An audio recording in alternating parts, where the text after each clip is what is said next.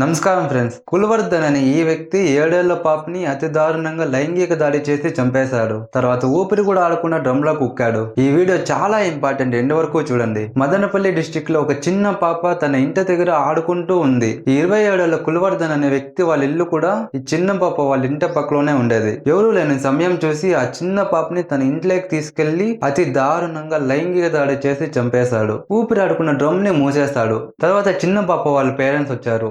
అప్పుడే evening 4 o'clock అయింది. అప్పటి నుంచి వెతకడం మొదలు పెట్టారు, కానీ దొరకనే లేదు. తర్వాత పోలీస్ కంప్లైంట్ ఇచ్చారు. పోలీసు వాళ్ళు వచ్చి చుట్టుపక్కలంతా వెతకడం మొదలు పెట్టారు.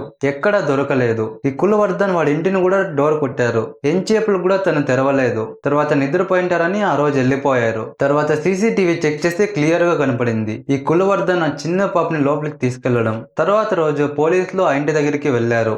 ఎంతసేపు డోర్ కొట్టినా కూడా తను బయటికి రాలేదు. తర్వాత పోలీసులు డోర్ పగలగొట్టి లోపలికి వెళ్లారు. పోలీసులు లోపలికి వెళ్లిన తర్వాత అప్పుడు ఈ వ్యక్తి పోలీసుల మీద అటాక్ చేయడం మొదలు పెట్టారు. ఫైనల్ గా పోలీసులు ఆ వ్యక్తిని పట్టుకున్నారు. తర్వాత ఆ వ్యక్తి పోలీసుల నుంచి తప్పించుకున్నాడు.